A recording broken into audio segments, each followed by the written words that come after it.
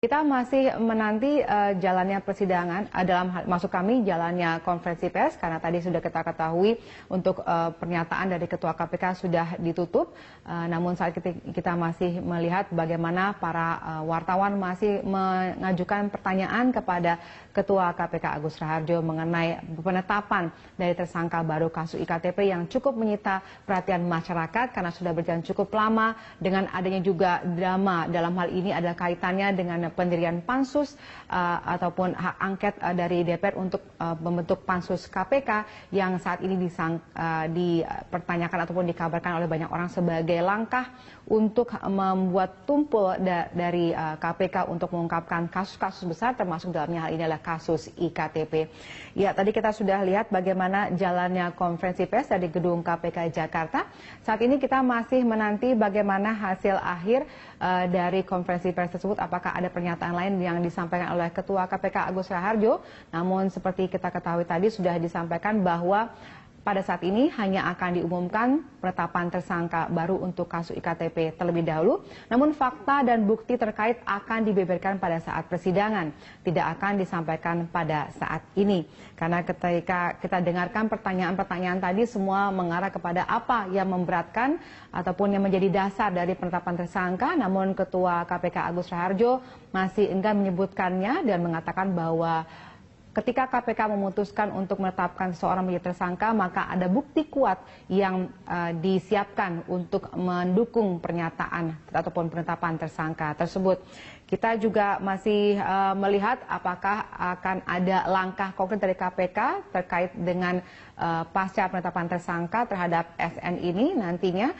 Dan untuk saat ini bisa kami informasikan bahwa untuk kasus IKTP sudah ada dua terdakwa, yaitu Sugiharto dan Irman, yang juga sudah menjalankan persidangan dan sudah diputus oleh peradilan. Dan berikut adalah pernyataan dari Ketua KPK Agus Raharjo selengkapnya dalam konferensi pers penetapan tersangka baru IKTP.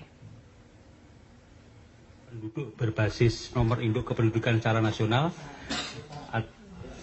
atau KTP elektronik tahun 2011-2012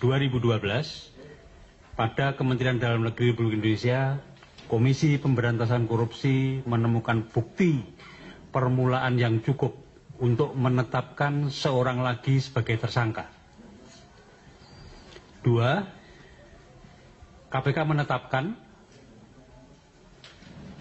saudara SN, anggota DPR RI periode 2009-2014 sebagai tersangka karena diduga dengan tujuan menguntungkan diri sendiri atau orang lain atau suatu korporasi menyalahgunakan kewenangan, kesempatan atau sarana yang ada padanya karena jabatan atau kedudukannya sehingga diduga mengakibatkan kerugian keuangan negara, perekonomian negara sekurang-kurangnya 2,3 triliun rupiah dari nilai paket pengadaan sekitar 5,9 triliun dalam paket pengadaan penerapan KTP elektronik tahun 2011-2012 pada Kementerian Dalam Negeri. 3. Saudara SN melalui AA diduga memiliki peran baik dalam proses perencanaan dan pembahasan anggaran di DPR dan proses pengadaan barang jasa dalam proyek KTP elektronik. SN melalui, saya ulangi, nomor 4, saudara SN melalui AA diduga telah mengkondisikan peserta dan pemenang pengadaan barang dan jasa KTP elektronik. 5. Sebagaimana terungkap dalam fakta persidangan, korupsi IKTP ini diduga sudah direncanakan sejak proses perencanaan yang terjadi dalam 2 tahap, penganggaran dan proses pengadaan barang jasa dan jasa. 6. Terhadap saudara SN disangkakan melanggar pasal 3 atau pasal 2 ayat 1 Undang-Undang nomor 31 tahun 99 tentang pemberantasan tindak pidana korupsi. Setelah breaking news Berita 1 News Channel, saya Valerina Daniel. KPK mengumumkan tersangka baru berinisial SN dalam kasus korupsi pengadaan KTP elektronik. Berikut kita ikuti jumpa pers yang saat ini sedang dilaksanakan di gedung KPK Jakarta. Perlu saya sampaikan kembali, KPK akan terus bekerja keras dalam menangani kasus-kasus korupsi. Perkembangan penanganan perkara KTP elektronik akan kami sampaikan sebagai bentuk pertanggungjawaban KPK kepada seluruh rakyat Indonesia yang berkomitmen bersama-sama melakukan pemberantasan korupsi. Poin 11 yang terakhir, sekali lagi KPK berharap publik mengawal kerja KPK, termasuk penanganan perkara KTP elektronik ini, karena kami sadar masyarakat adalah pemilik KPK yang sesungguhnya. Demikian saya akhiri. Wassalamualaikum warahmatullahi wabarakatuh. Oke, terima kasih Pak Agus. Kita sesi tanya jawab ya Pak Saud ya. Teman-teman silahkan jika ada pertanyaan terkait dengan kasus ini nanti akan dijawab lebih lanjut. 1, 2, 3. Silahkan kalau masih ada yang ingin bertanya. Oke, 3 orang. Silahkan Sabir dulu. Bismillahirrahmanirrahim. Assalamualaikum warahmatullahi wabarakatuh. Saya ingin menanyakan, sebelumnya saya ucapkan dulu terima kasih kepada KPK sudah menetapkan tersangka saudara SN atau Setia Novanto. Karena selama ini yang ditunggu publik salah satunya adalah yang bersangkutan. Pertanyaan saya begini Pak Agus, di fakta persidangan itu memang ada memo atau catatan pembagian uang yang sudah disita KPK dan ditunjukkan pada saat kesaksian Khairuman Harahap. Pada saat itu ada bagan yang disebutkan bahwa salah satu otak intelektual dari proyek EKTP adalah Setia Novanto. Itu sampai di situ, yang kemudian di bagan tersebut yang juga disita KPK dan ditunjukkan di persidangan disebutkan Setia Novanto juga turut menikmati aliran uang. Tapi itu kemudian kontradiksi dengan beberapa kesaksian para saksi bahwa sejauh yang saya ikuti itu persidangan tidak ada yang menyebutkan bahwa ada yang mengantarkan uang untuk Setia Novanto. Kalau mengatur seperti disangkakan KPK, iya itu faktanya real dan jelas. Dan Setia Novanto kemudian membantah bahwa yang bersangkutan menerima uang. Nah, konstruksi pasal 2 ayat 1 atau pasal 3 itu adalah diri sendiri, orang lain, korporasi. Pertanyaan saya sederhana. Kalau memang ini menguntungkan orang lain dan korporasi, apakah KPK yakin bahwa Setia Novanto juga memperkaya diri sendiri? Fakta dan buktinya apa? Karena di persidangan tidak nampak sekali uang itu sampai ke tangan Setia Novanto. Kalau ke yang lain, iya. Itu yang pertama soal Setia Novanto. Yang kedua, ini soal bantahan yang selalu disampaikan Setia Novanto. Setia Novanto selalu menggunakan kesaksian Andi Narogong dan Johannes Lim kalau saya tidak salah yang bersaksi dari Singapura waktu itu, bahwa keduanya tidak saling kenal mengenal, tidak ada yang arahan dari Setia Novanto. KPK menggunakan kesaksian siapa dan keterangan siapa dan bukti apa untuk memastikan bahwa Setia Novanto itu benar-benar mengarahkan. Apakah dia Anggreni saja, atau Irman saja, Sugiharto saja, atau misalnya Winata Wira Utama yang direktur. Itu 2 pertanyaan. Yang ketiga dari saya adalah Pansus sedang berjalan. Saya yakin tidak ada kaitan dengan Pansus sebenarnya KPK menetapkan yang bersangkutan. Tetapi bagaimana KPK menyikapi soal makin besarnya upaya penyerangan Pansus terhadap KPK pasca penetapan Setia Novanto sebagai tersangka? Apakah KPK memang sudah siap atau tidak? Ini kaitan dengan kasus hukumnya ya Pak. Tapi di luar itu ada 2 pertanyaan lain. Saya ingin bertanya begini. Informasi yang saya terima ini cukup valid sebenarnya. Setia Novanto sebelum ditetapkan sebagai tersangka itu melakukan manuver secara politik dan secara hukum. Manuver secara politik adalah mengucurkan uang ke anggota Pansus dan beberapa faksi untuk berusaha menyerang KPK ketika yang bersangkutan ditetapkan sebagai tersangka. Manuver yang kedua terkait dengan bidang hukum. Setia Novanto dan kroni-kroninya diduga atau diindikasikan melakukan intervensi kepada pihak Mahkamah Agung hingga ke PN Jakarta Selatan.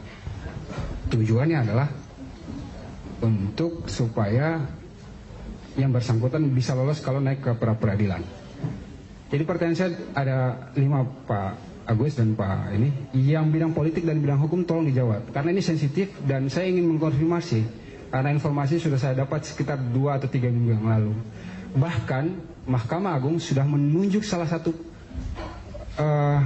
hakim yang selevel atau setara dengan Hakim Sarfin, mohon maaf saya sebutkan namanya, itu agar Setia Novanto dimenangkan dalam pra-peradilan. Nah, saya ingin menanyakan, apakah 2 informasi manuver politik dan hukum tadi juga diterima oleh KPK? Kalau diterima oleh KPK, atau misalnya ada tim surveillance yang menemukan, apakah KPK siap mengantisipasi perlawanan politik dan perlawanan hukum di tingkatan pra-peradilan hingga Mahkamah Agung? Terima kasih. Oke, terima kasih Sabir. Silakan. Terima kasih sebelumnya. Pertanyaan saya menyambung pertanyaan Bang Sabir. Saat ini KPK kita ketahui sedang berhadapan juga dengan pansus angket.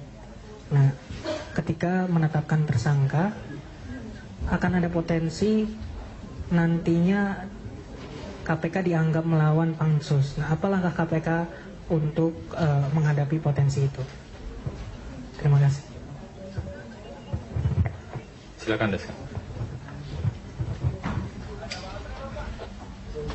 Ya, pertanyaan pertama adalah mengapa pengumuman penetapan SN ini sangat lama? Maksudnya adalah sudah berjalan 3 bulan persidangan 2 terdakwa awal, baru akhirnya KPK mengumumkan penetapan TSK ini. Apakah memang KPK membutuhkan dukungan vonis hakim terhadap 2 terdakwa sebelumnya, atau kenapa? Jadi kenapa pengumuman TSK SN ini lama seperti itu? Dan yang kedua,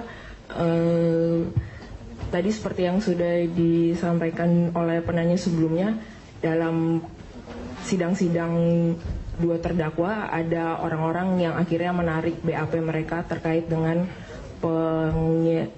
peran SN yang sudah disampaikan dalam dakwaan JPU.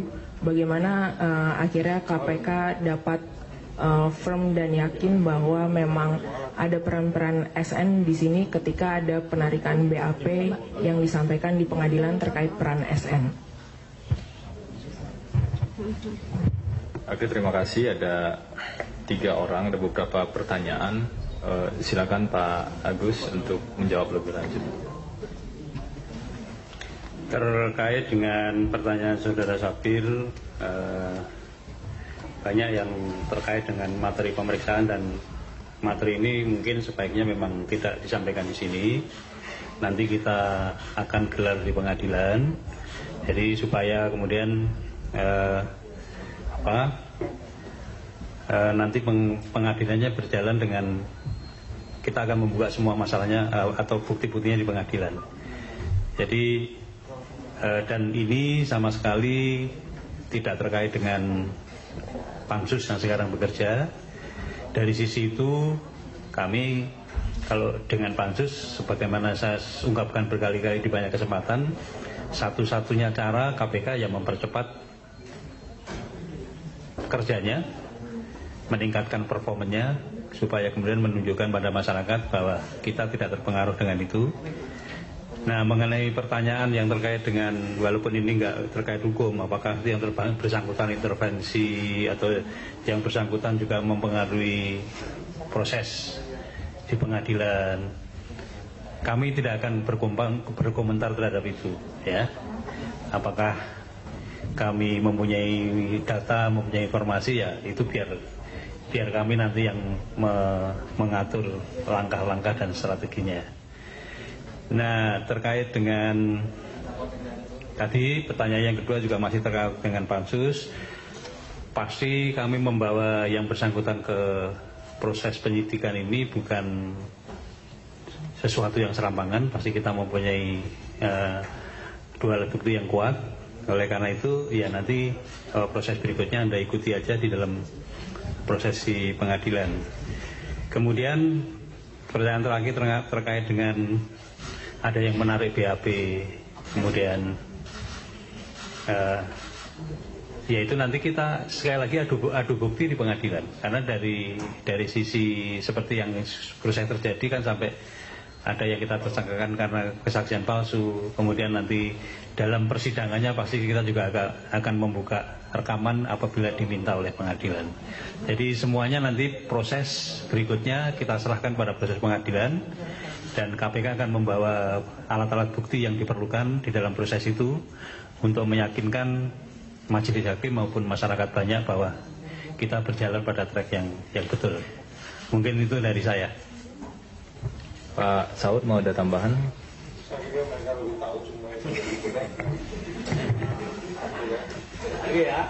Oke,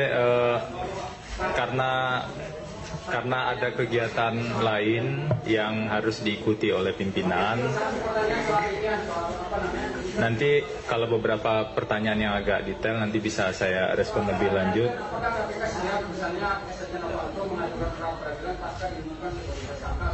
Ya kan tidak ada kata untuk menolak. Iya kan, kalau kita itu percaya ya kita ada. Ya. Oke ya. Ya, oke. Terima kasih teman-teman. Assalamualaikum warahmatullahi wabarakatuh.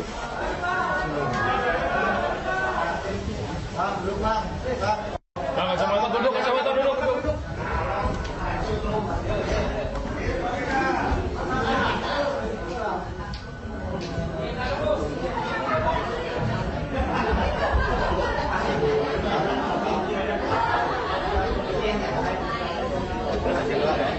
Aduh aja.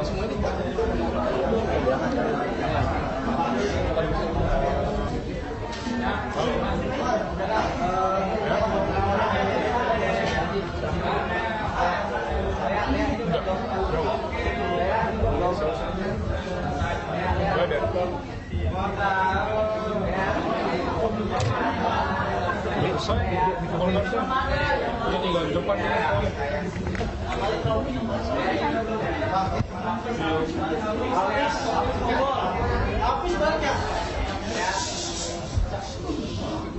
bisa nggak sih pakai mic aja?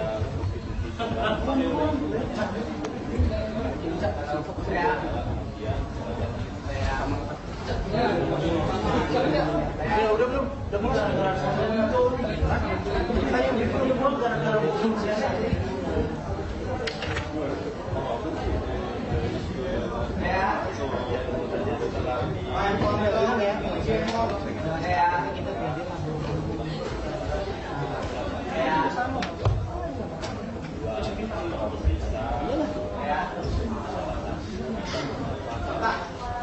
nunggu molek kan?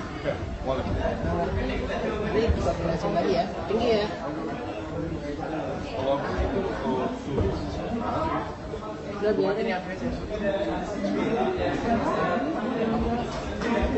Tes mau ke depan nggak? Ayo.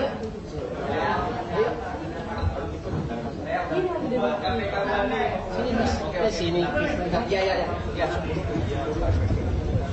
Siapa Pak? Minta ke sana. Siapa?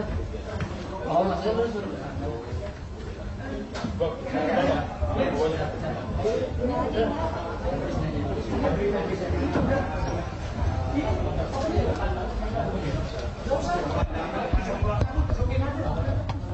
Ya pemirsa, baru saja kita mengikuti bersama jalannya konferensi pers yang dilaksanakan di gedung KPK Jakarta, yang tadi sudah kita ikuti bersama pernyataan dari Ketua KPK Agus Raharjo yang mengumumkan penetapan tersangka baru untuk kasus IKTP berinisial SN. Dalam hal ini juga disampaikan oleh Ketua KPK bahwa ini adalah wujud dari bentuk komitmen KPK untuk menjalankan atau menuntaskan kasus IKTP, dan diharapkan publik mengawal KPK terutama untuk kasus ini. Seperti kita ketahui, nama SN disebut-sebut juga dalam peradilan dan persidangan. Kita ketahui bahwa dalam Sejak awal kasus ini disampaikan bahwa nama SN disebut jaksa juga dalam surat dakwaan untuk terdakwa korupsi proyek IKTP. SN disebut-sebut bersama dengan 6 orang lainnya, termasuk 2 terdakwa IKTP. Nah, dalam surat dakwaan untuk 2 terdakwa, yaitu Sugiharto dan Irman, disebutkan SN bersama-sama melakukan korupsi dengan Iman dan Sugiharto, terdakwa kasus dugaan korupsi pengadaan proyek IKTP. Dan untuk itu, peran SN juga dibeberkan oleh jaksa KPK untuk mendorong fraksi-fraksi di DPR agar mendukung proyek tersebut.